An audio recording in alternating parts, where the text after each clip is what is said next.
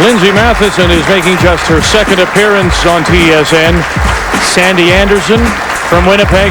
This is her 12th appearance on the network, as it's the second week of women's 5-pin play, the Canadian Bowling Championship.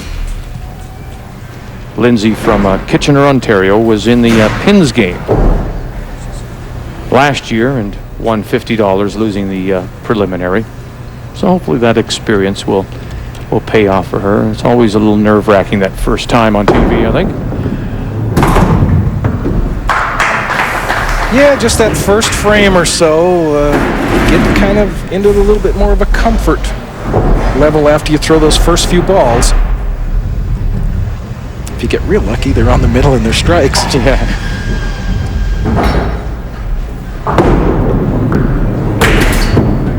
Okay, drives out the head pin. That's the penalty shot, if you will. You miss the middle on the first ball.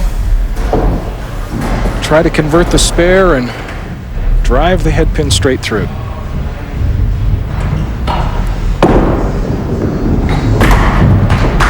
Okay, 12 the final count. A little bit more of an upright delivery that you see from Lindsey. Doesn't bend quite as much as the knee. Now Sandi Anderson. Well, this resume is just filled with championships, both individual and team. Interestingly enough, though, in her 11 previous appearances, bowling championships and pins games, she's never won. Just struggled at times getting through that first match.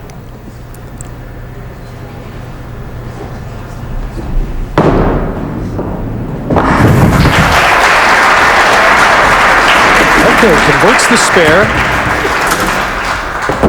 Nicely done on the chop off in the first frame. Again, you want to minimize your mistakes. Capitalize when your opponent makes one.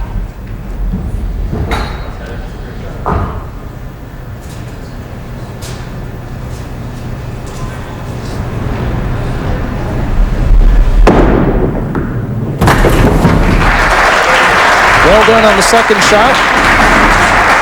Gets the great count on the first of 30 and sets the stage now for Lindsey Matheson by virtue of that strike in the second.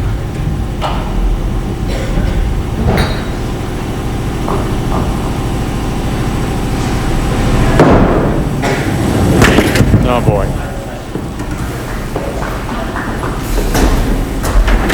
Straight through on the head pin. It is an ugly sound, yes, isn't it? I mean, it is. It's not pleasant. It's not pretty. It's just a flat-out thunk. It's like the sound. I gotta imagine, like the trap door on the gallows when that lets go. Yeah, I guess. And for the bowler. But, yeah. And that's really what it is. It's yeah. When it goes through there. Yeah, especially when you've just seen. And again, Lindsey has to. It's all about the focus here for her, not to look over. That strike was just thrown up. There's a back-to-back opens for her.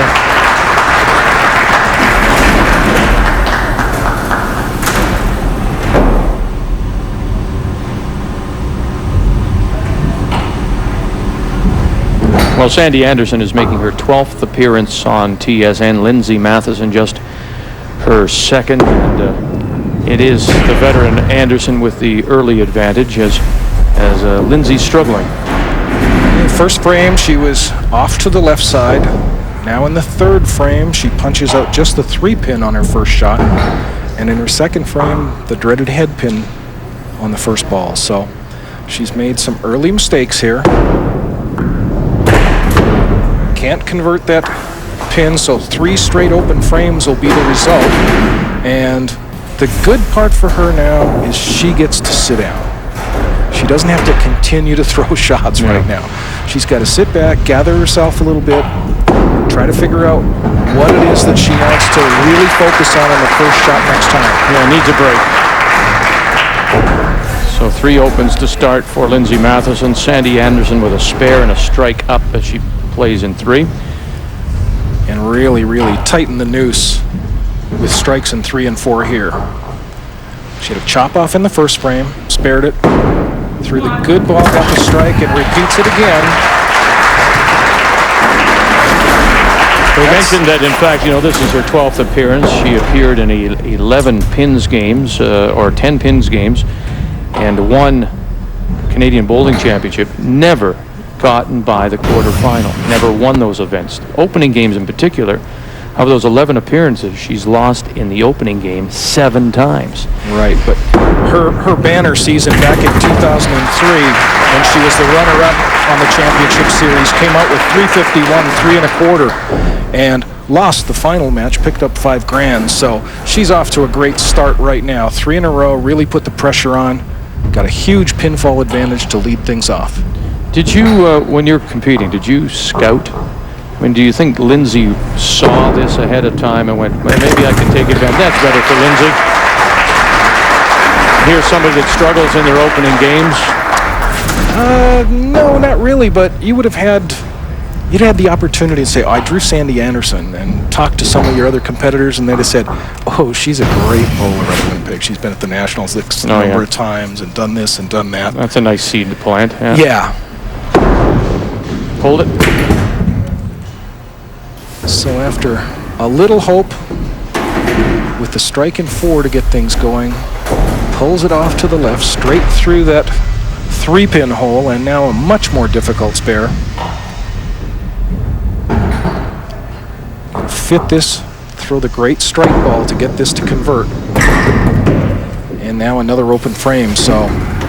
Looking at her score sheet through the first 5, that's been her problem, isn't it? Pulling the ball to the left. Yes. First, third, and now the 5th frames, all on this lane. It's gone way over to the left, and now the final result is 78 count. Sandi Anderson, by contrast, 75 through 2, with 2 strikes working. That's a little better, fits it on the side, manages to pick up both pins here, but really needs to get a run started now, because if Sandi Anderson doesn't break off this run of strikes, by a corner or something like that, she's just really in trouble. Oh, man. Okay. She breaks it up in the worst way possible, the head pin. In all likelihood, an open frame here, unless the Hail Mary type shot. Get those pins to spin around. It's in the vicinity, but blows by. One more turn here. She can convert the 3-2 on the right-hand side. She'll have 144 through her first 5 frames. Now, while Sandi, out of Winnipeg, has never won on television, she has won national championships. She's a 2-time singles champion, both in 90 and 91, and she's won 4 Canadian 5-pin team championships with the Manitoba team. All of them in the late 90s. Yeah, she's been doing it for a while. Plays at the Park Alleys and the Rosemere Lanes in Winnipeg. Okay, first half of the game is in the bank, but there's 225 points left on the lane for Lindsey Matheson. She could mount a huge comeback. Sandi's not out of the woods yet. Wants to avoid the head pins, make solid spares, get counts, make her way through the match. Lindsey has to start striking. Now, back-to-back head pins for Sandi. Is it something that should trouble her? Does she have to make an adjustment, or is that just by the fractions that happens? It's not by much. I mean, if you were over 3/4 of an inch, it wouldn't be a head pin. It'd probably be a full strike or a corner. What she needs to do now is sit back and examine those last 2 first balls in the 5th and 6th and say, did I maybe speed up a little bit? Did I hit my spot exactly where I wanted? Because after 3 consecutive strikes, she knows she's close to throwing a great shot. There's the lift. Now she gets a little bit of a break getting the right side. Opportunity for the spare now. Can't make any more mistakes on the way out. If she's going to have any hope of coming back,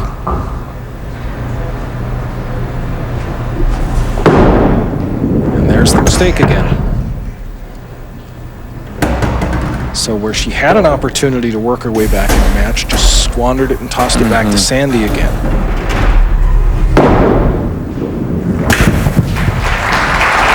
Okay, the 15 count brings her to 93 through 6 frames.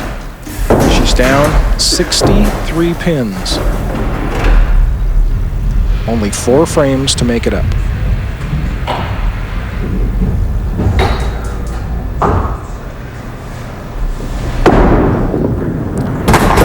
There you go, that's a good start.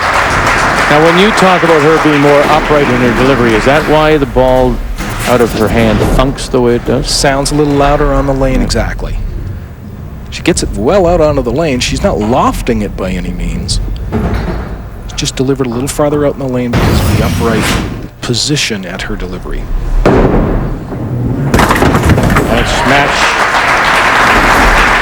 Matches with the strike for Sandi Anderson. That's right. That's all she's got to do is just match up the rest of the way out and run Lindsey out of frames. So as she delivers her matching strike in the 7th, good lift on it into the right pocket. Pin goes horizontal, as you saw, the 3-pin into the corner pin. Makes for great action and great scoring if you get the pins going like that. That's 3 head pins in 4 frames now. And right now, probably in the back of her mind is, man, it's another first game match. I started off so good, and now, as you say, 3 out of 4 head pins. Now it's tightened up a little bit here, and the advantage is still, the potential is still for Anderson to win. Well, the thing is, if Lindsey can get up here and throw 3 more strikes, she's going to pick up 90 more pins in the 8th frame. That would bring her up to 183 as compared to 196. A couple frames ago, she was down 63 pins. 12 count. So here's where you got to take advantage of it. You've been given another chance. The governor called. You don't want to hear the thunk of the trap door. Should take advantage of it. Now pulls it way across again. That's another miss on the left side. Her 4th in just 8 frames. Just not quite on her game today.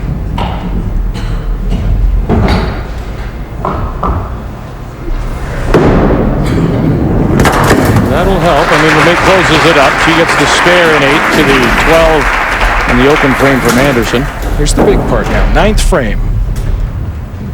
The foundation frame. She gets to set the tone here. If she can throw a strike, she'll close to within 40 pins. Looks like a decent shot. Yes, it is. Just her 2nd strike. Best she can score now, 243. Sandi Anderson right now, 193. Okay, gonna need a mark in here someplace.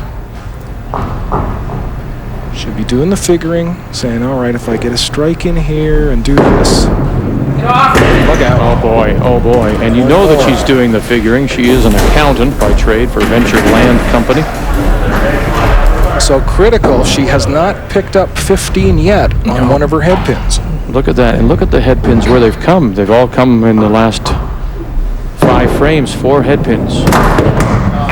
Really needs the points here right now. This would give her a 208 score, would allow her to still bowl 253, which would shut out Lindsey Matheson.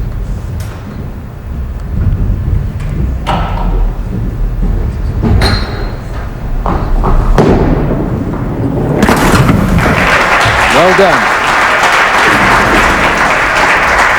Lindsey has the strike working in 9. She's got the potential of bowling 243.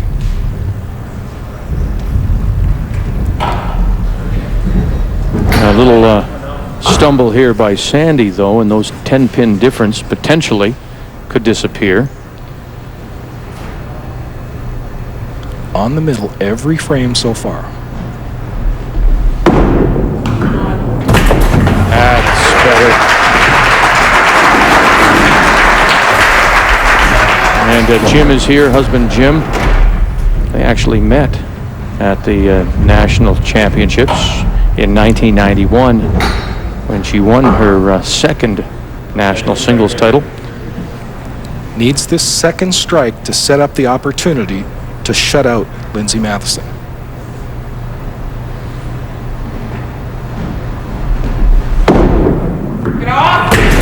Doesn't get it. So Lindsey Matheson has a spot yet. Wow. Can you imagine this? I mean, I wouldn't have given Lindsey any hope. Well, here's the difference. That pins game format, Sandi wins right off the get-go. 5 frames to nothing pretty much off the top. This game, that opportunity to come back. Final score then, 233. Pardon me, yeah, 233. And as you say, it's a potential here to strike out for a 243 for Lindsey Matheson. Can you imagine this if Sandi Anderson once again should go out in the first game here on TV? Need the first strike.